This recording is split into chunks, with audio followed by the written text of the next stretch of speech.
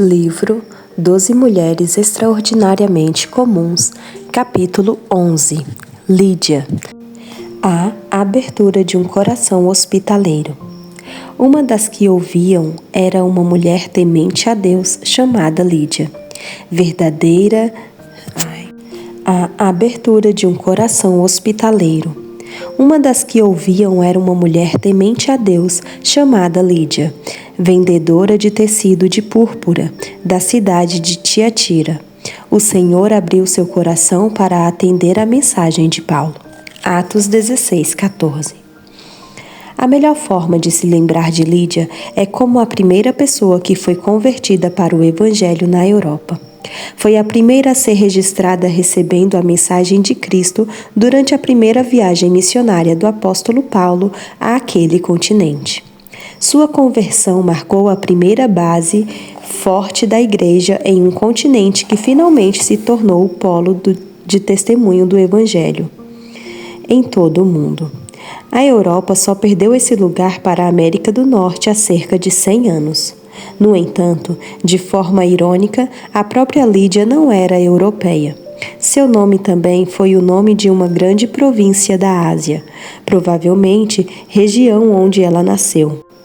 A capital de Lídia era Sardes. O último e mais conhecido líder desse território foi Creso, que governou no século IV a.C. e cujo nome é sinônimo de riqueza. Ele foi derrotado por Ciro, governante da Medo-Pérsia, na época de Esdras. Ciro usou a riqueza capturada de Creso para conquistar a maior parte do mundo conhecido. Na época do Império Romano, o território da Lídia, que antes tinha sido tão grandioso, era simplesmente uma das províncias da Ásia Menor, mas no final da era apostólica, a província também tinha sido um centro próspero do cristianismo. Sardes, que ainda era a capital da região na época do apóstolo João, sediava uma das 7 igrejas no livro de Apocalipse 3:1-6. A verdadeira cidade natal de Lídia era a cidade de Tiatira, localizada na província da Lídia, que também sediava uma das 7 igrejas do Apocalipse. De um modo importante, Tiatira se localizava na região exata da Ásia Menor, onde Lucas nos diz que Paulo, Silas e Timóteo foram impedidos pelo Espírito Santo de pregar a palavra. Atos 16:6. Logo depois de todas as portas se fecharem para Paulo plantar outras igrejas na Ásia Menor, Deus soberanamente guiou o grupo missionário em direção à Europa por meio de um sonho com um homem macedônio que estava em pé e lhe suplicava: "Passe a Macedônia e ajude-nos." Verso 9. Macedônia, naqueles dias, era o nome de uma província romana que cobria boa parte da península superior da Grécia, que se estendia do Mar Adriático ao Mar Egeu. A área onde Paulo ministrou se encontra na Grécia dos dias de hoje. A Macedônia moderna consiste em uma região consideravelmente menor, que não fica na Grécia. Como disse Lucas, preparamo-nos imediatamente para partir para a Macedônia, concluindo que Deus nos tinha chamado para lhes pregar o Evangelho. Versos 10. As ironias são muitas. Em vez de abordar Lídia na sua terra natal, o Evangelho a alcançou na Europa, onde ela estava a negócios. Embora Paulo tenha visto um homem macedônio em sua visão, essa mulher asiática foi a primeira convertida de quem se tem notícia na Europa. Lídia era uma mulher notável que apareceu de repente e inesperadamente na narrativa bíblica, lembrando-nos que, embora os propósitos soberanos de Deus geralmente permaneçam ocultos aos nossos olhos, Ele está sempre operando de maneira secreta e surpreendente para convocar um povo para o seu nome. A maneira pela qual o Evangelho chegou a Lídia. A história de Lídia é breve, porém é envolvente. É contada somente em poucos versículos, perto do início da narrativa de Lucas, referente à segunda viagem missionária de Paulo. Essa foi uma viagem missionária prolongada, cuja descrição se estende de Atos 15:36 a 18:22. Lucas, ao que parece, juntou-se a eles um pouco antes de atravessarem o Estreito de Troade, na Ásia Menor, para a Macedônia, já em território europeu. O alistamento de Lucas na equipe missionária foi assinalado por uma mudança abrupta no texto para pronomes de primeira pessoa, começando em Atos 16:10. Preparamo-nos imediatamente para partir para a Macedônia. Daí por diante, Lucas escreve como testemunha ocular. Foi a essa altura que a história de Lídia entrou em ação. A mão soberana da orientação providencial de Deus se fez notória para todo o grupo de Paulo. Lucas não explicou todas as circunstâncias, mas de algum modo eles tinham sido proibidos pelo Espírito Santo de Deus de viajar para a região central da Ásia Menor. Todas as outras portas para o ministério da Ásia também tinham se fechado para eles. 16:6-8. Esse foi o momento em que Paulo recebeu a revelação e o chamado para atravessar rumo ao continente europeu. Deus tinha deixado bem claro a todos que só havia um caminho à frente, o da Macedônia. Eles não perderam tempo atravessando para a Grécia continental. Lucas traz um relato detalhado sobre a rota que eles seguiram para a Macedônia. Partindo de Troade, navegamos diretamente para Samotrácia e no dia seguinte para Neápolis. Dali partimos para Filipos, na Macedônia, que é colônia romana e a principal cidade daquele distrito. Ali ficamos vários dias, 16:11-12. A viagem curta de 2 ou 3 dias era realizada em sua maior parte pelo mar. A rota de Troade para Neápolis era a cerca de 260 quilômetros. Neápolis era a cidade portuária vizinha de Filipos, que se situava a cerca de 16 quilômetros rumo ao interior. Filipos recebeu o nome de Filipe II da Macedônia, pai de Alexandre o Grande. Era o ponto final de uma estrada romana conhecida como Via Egnácia, a cidade de Tessalônica, onde Paulo fundaria posteriormente uma igreja famosa. Ficava a mais de 240 quilômetros a oeste, no outro extremo da Via Egnácia. Na época de Paulo, Filipos era uma comunidade próspera e agitada no cruzamento entre duas rotas de comércio, cuja uma delas ficava por terra, pela estrada que vinha de Tessalônica e a outra pelo mar, através do porto da cidade próxima de Neápolis. Lucas descreve Filipos como uma colônia, Atos 16:12, dando a entender que era uma colônia romana, com governo romano e uma grande população de cidadãos romanos. A história registra que Filipos se tornou colônia romana em 31 a.C. Isso sugeria que o governo local da cidade respondia diretamente a Roma, de forma completamente independente do governo provincial da Macedônia. Seus cidadãos também eram isentos dos impostos macedônicos. Portanto, essa cidade era próspera e forte, agitada com o comércio em todas as partes do mundo. Era um local estratégico para apresentar o Evangelho à Europa. Paulo e seus companheiros passaram alguns dias em Filipos, aparentemente à espera do sábado. A estratégia evangelística normal de Paulo era levar o evangelho primeiramente à sinagoga local, porque se eles fossem primeiro aos gentios, os judeus nunca escutariam nada que ele tivesse a dizer. Filipos, no entanto, era uma cidade completamente gentia, sem nenhuma sinagoga.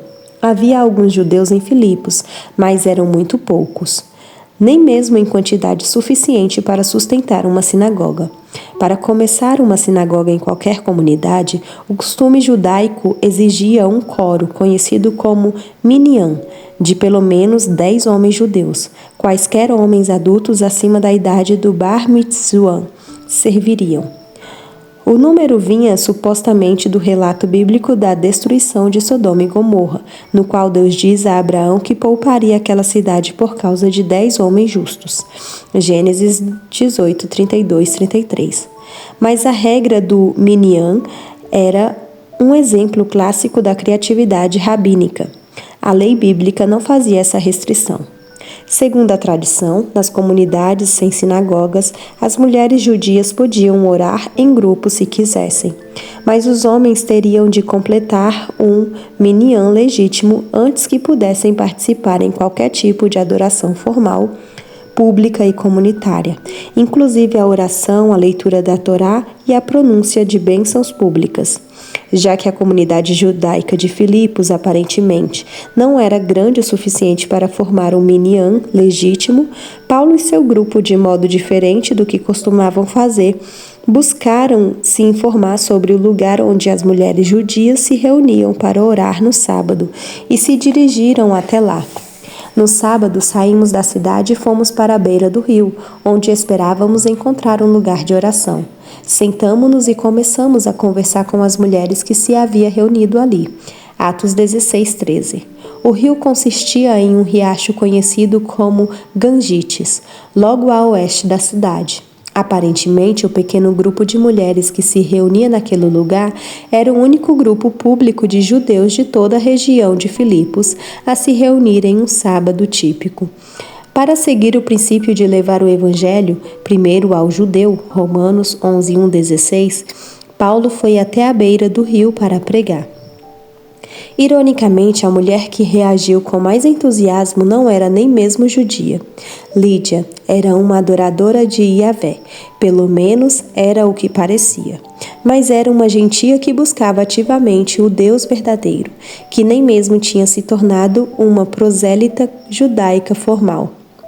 Lucas descreve o primeiro encontro com Lídia da seguinte maneira: uma das que ouviam era uma mulher temente a Deus chamada Lídia, vendedora de tecido de púrpura da cidade de Tiatira. Atos 16:14. Ela era, na verdade, uma empresária. Vendia corantes e tecidos roxos finos feitos por uma cooperativa famosa de sua cidade natal, de Tiatira. Os arqueólogos descobriram várias inscrições romanas datadas do I século que se referem à cooperativa de tintureiros de Tiatira.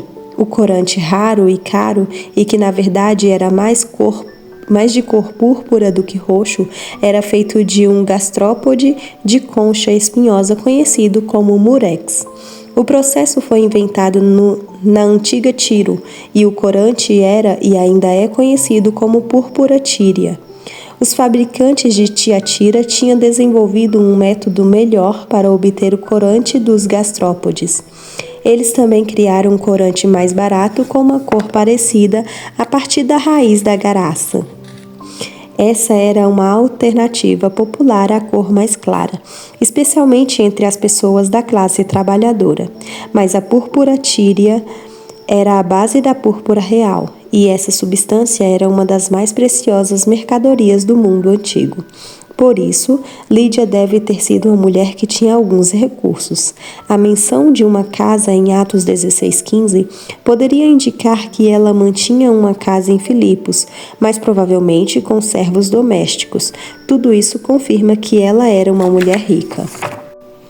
A maneira pela qual o Evangelho cativou o coração de Lídia. O modo pelo qual Lídia se converteu é um bom exemplo da maneira como Deus sempre redime as almas perdidas. Pela perspectiva humana, podemos pensar que estamos buscando a Ele, que confiar em Cristo é uma simples decisão que se situa na esfera da nossa própria vontade, ou que somos soberanos sobre o nosso próprio coração e sobre os nossos próprios sentimentos. Na realidade, sempre que observamos uma pessoa como Lídia buscando verdadeiramente a Deus, podemos ter certeza de que Deus a está atraindo. Sempre que alguém confia em Cristo, é Deus que abre o coração para crer. Se o próprio Deus não nos levar a Cristo, nós nunca nos achegaremos a Ele. Jesus foi bem claro quanto a isso. Ninguém pode vir a mim se o Pai que me enviou não o atrair. João 6,44. Ninguém pode vir a mim, a não ser que isso lhe seja dado pelo Pai. Verso 65. O coração humano decaído é escravo absoluto do pecado. Todos os pecadores são tão perdidos quanto Maria Madalena o era sobre a possessão daqueles 7 demônios. Romanos 8, 7 e 8. A mentalidade da carne é inimiga de Deus porque não se submete à lei de Deus, nem pode fazê-lo. Quem é dominado pela carne não pode agradar a Deus. Não conseguimos transformar nossos próprios corações, nem darmos as costas ao mal para fazer o bem. Será que o etíope pode mudar a sua pele ou o leopardo as suas pintas? Assim também vocês são incapazes de fazer o bem, vocês que estão acostumados a praticar o mal. Jeremias 13, 23. O amor ao mal faz parte da nossa natureza decaída, e é exatamente isso que torna impossível para nós preferirmos o bem ao mal. A nossa vontade se inclina de acordo com o que amamos. Somos escravos da nossa própria corrupção. As Escrituras retratam a condição de todo pecador decaído como um estado de escravidão irremediável ao pecado. Na verdade, é bem pior do que isso. É uma espécie de morte, uma esterilidade espiritual total que nos deixa totalmente à mercê das cobiças pecaminosas da nossa própria carne. Efésios 2, 1 ao 3. Somos incapazes de mudar nosso próprio coração para melhor. Lídia é descrita em Atos 16:14 como uma mulher que era temente a Deus. Pelo menos intelectualmente, ela já sabia que Yahvé era o único Deus verdadeiro. Ela aparentemente se reunia com regularidade com as mulheres judias que se juntavam para orar no sábado, mas ainda não tinha se convertido ao judaísmo. Lucas registra que Lídia ouvia, Atos 16:14. Ele usou uma palavra grega que quer dizer que ela ouvia com atenção. Ela não se limitava a absorver o som, ela dava uma atenção toda especial ao sentido das palavras. Ela não era como os companheiros de Paulo na estrada de Damasco, que ouviam a voz, Atos 9:7, mas não entendiam o sentido dela, 22:9. Ela escutava com atenção envolvente e com entendimento, enquanto Paulo e seus companheiros explicavam a mensagem do Evangelho. Seu coração estava realmente aberto. Ela era uma pessoa que sinceramente buscava a Deus. Mas observe a intenção total de Lucas. Não era mostrar que Lídia tinha aberto o próprio coração e os próprios ouvidos à verdade. De fato, ela estava buscando, mas até isso foi devido ao fato de Deus a estar atraindo. Ela estava escutando, mas foi Deus que lhe deu ouvidos para ouvir. Ela tinha um coração aberto, mas foi Deus que lhe abriu o coração. Lucas confirma claramente a soberania de Deus na salvação de Lídia. O Senhor abriu seu coração para atender à mensagem de Paulo. 16:14. Muitas pessoas têm dificuldade para encarar esse princípio de frente. É um ideal difícil, mas fico muito feliz por ela ser verdade. Se não fosse pela obra soberana de Deus, atraindo e abrindo o coração dos pecadores para que eles acreditem, ninguém nunca seria salvo. Isso é exatamente o que Paulo tinha em mente no capítulo 2 de Efésios, depois de destacar a morte espiritual completa dos pecadores quando ele diz que a salvação, a totalidade dela, é dom de Deus. Efésios 2, 8 ao 9. Você já percebeu que até a fé é um dom de Deus para aquele que crê? É Ele que graciosamente nos concede o arrependimento. Atos 11, 18, 2 Timóteo 2, 25. Penso que todos os cristãos têm alguma noção intuitiva dessa verdade. É por isso que oramos pela salvação dos nossos entes queridos. Se a salvação fosse somente dependente da escolha do nosso livre-arbítrio, qual seria o sentido de orar a Deus por isso?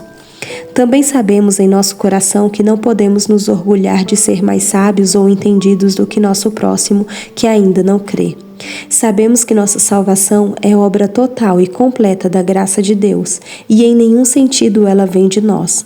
Todos os que creem, do mesmo modo que Lídia, têm de confessar que foi Deus que, a princípio, abriu nosso coração para crer. As palavras são importantes. Muitas pessoas imaginam que a doutrina da soberania de Deus faz com que ele, de algum modo, force as pessoas contra sua vontade para crer. Os teólogos às vezes utilizam a expressão graça irresistível quando descrevem o modo pelo qual Deus traz o pecador à salvação. Não imagine em nenhum momento que exista algum tipo de força violenta ou coação envolvida quando Deus traz as pessoas a Cristo. A graça não empurra o pecador contra sua vontade na direção de Jesus. Ela o traz voluntariamente a Ele, a princípio, abrindo seu coração. Ela o capacita a perceber seu pecado como ele é e dá-lhe o poder de desprezar o que lhe anteriormente amava. Ela também o capacita a ver Cristo como ele é de verdade. A pessoa cujo coração foi aberto dessa maneira inevitavelmente achará que Cristo é irresistível. Esse é o sentido exato da expressão graça irresistível. Esse é o modo pelo qual Deus traz o pecador para si. A descrição que Lucas faz da conversão de Lídia capta isso de um modo bem bonito. O Senhor simplesmente abriu o coração dela para crer, e ela creu. Da sua parte, ela reagiu de forma instantânea. A soberania de Deus não descarta o pecador do processo. Lídia ouviu e a acatou. Ela voluntariamente adotou a verdade do Evangelho e se tornou uma crente naquela mesma manhã. Começou a fazer parte do cumprimento da promessa feita há muito tempo para Eva. A semente da mulher esmagou a cabeça da serpente para ela. A maneira pela qual o Evangelho transformou a vida de Lídia. A fé de Lídia imediatamente foi demonstrada pelas suas ações. Quase incidentalmente, Lucas disse, tendo sido batizada, bem como os de sua casa, Atos 16:15, lembre-se, o encontro aconteceu em um local próximo do rio. Aparentemente, Lídia, como o eunuco etíope, não precisava de muito incentivo para dar o primeiro passo de obediência a Cristo. Ela foi batizada naquela hora e naquele lugar. Observe também que as Escrituras mencionam os de sua casa. Isso poderia descrever sua família em particular, mas nada no contexto indicava que ela era casada. Seria muito incomum nessa cultura para uma mulher casada estar envolvida no ramo de importação e exportação que exigisse que ela viajasse de um continente para o outro. Além disso, ela, com certeza, era a cabeça da casa. Afinal de contas, a casa era dela, e o versículo 40 fala da casa de Lídia, que queria dizer que ela era a dona do imóvel. Lídia pôde ter sido uma viúva. Sua casa com certeza tinha servos. Ela também criou filhos que moravam e viajavam com ela. Mas sejam quais forem as pessoas que faziam parte de sua casa, todos eles receberam a fé e foram batizados naquela ocasião juntamente com Lídia. Ela já estava levando outras pessoas a Cristo e Deus amavelmente abria o coração delas também. Lídia se mantinha sempre pronta a exercer também a hospitalidade com os missionários. Segundo Lucas, ela rogou-lhes que ficassem em sua casa. Se os senhores me consideram uma crente no Senhor, venham ficar em minha casa. Atos 16:15. Lucas acrescentou, com o eufemismo característico, e ela nos convenceu. A hospitalidade que Lídia demonstrou a esses desconhecidos que tinham vindo a ela em nome do Senhor foi louvável. Repito que seu desejo de o hospedar nos lembra que ela era uma mulher de posses. Sabemos com certeza que Paulo, Silas, Timóteo e Lucas faziam parte do grupo. Com toda a probabilidade, havia outros. Essa equipe devia contar com mais pessoas. Hospedar tantos desconhecidos não seria uma tarefa fácil, até mesmo nos dias de hoje, já que eles não tinham planos sobre o lugar para onde iriam em seguida. Afinal de contas, eles estavam naquela localidade para plantar uma igreja. Ela tinha se oferecido para cuidar deles por tempo indeterminado. Além disso, o preço real para Lídia era possivelmente bem mais alto que o valor monetário do quarto e da estadia para o grupo de missionários. Lembre-se de que Filipos foi o lugar onde Paulo e Silas foram muito açoitados, além de terem sido lançados na prisão e presos a troncos. Eles acabaram sendo libertados por um terremoto milagroso, e o carcereiro, juntamente com toda a sua casa, tornou-se cristão logo depois. depois. Entretanto, se pregar o evangelho era considerado uma ofensa que poderia levar à prisão, Lídia estava se expondo a um possível problema: a perder seu negócio, a ser mal vista na comunidade e até ser condenada a cumprir pena na prisão, por receber esses desconhecidos em sua casa, providenciando-lhes uma base para que eles evangelizassem. Mesmo assim, seu maravilhoso gesto de hospitalidade abriu o caminho para a igreja se infiltrar na Europa. Paulo e os missionários aparentemente permaneceram com Lídia por um longo período. O versículo 18 descreve uma mulher endemoniada que os incomodou por muitos dias, destaque nosso. Até que Paulo, indignado, voltou-se e disse ao Espírito: "Em nome de Jesus Cristo, eu lhe ordeno que saia dela." No mesmo instante, o Espírito a deixou. O endemoniada era uma escrava cujos donos recebiam grande lucro com sua habilidade para adivinhar. Verso 16. Depois que o demônio saiu dela, ela não podia mais realizar nenhum dos truques que a levaram a ganhar credibilidade como vidente. Os donos da moça arquitetaram a oposição pública que logo lançou Paulo e Silas na prisão. Depois da conversão do carcereiro, quando Paulo e Silas finalmente foram libertados, Lucas disse: depois de saírem da prisão, Paulo e Silas foram à casa de Lídia, onde se encontraram com os irmãos e os encorajaram, e então partiram. Atos 16:40. Isso indica que eles tinham estado em Filipos por tempo suficiente para fundar uma igreja. Parece que algumas pessoas tinham recebido o Evangelho. Naturalmente, o primeiro local onde eles se reuniram foi na casa de Lídia.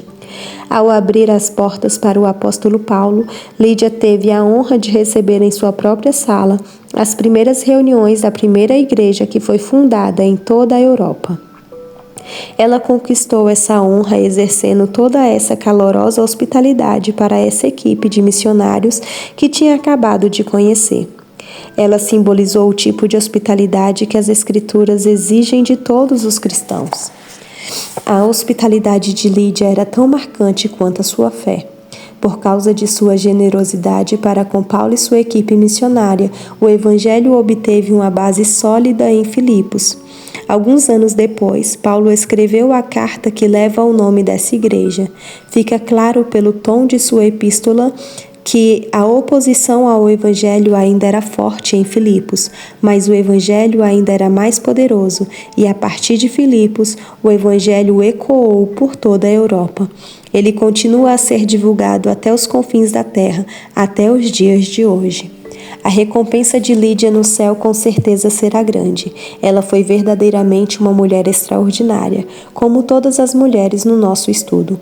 Tudo o que a fez excepcional foi resultado da obra de Deus no seu coração. A Bíblia é clara quanto a isso, especialmente no caso de Lídia, mas trata-se de um fato que diz respeito a todas as mulheres que estudamos. E assim terminamos o último capítulo desse livro, e não perca o próximo capítulo, que será o epílogo, bem pequenininho, mas bem interessante. Se você está gostando e ainda não é inscrito, não se esqueça de se inscrever, e se você está curtindo, dá uma curtida aí para ajudar o nosso canal a crescer. Um abraço e até o próximo.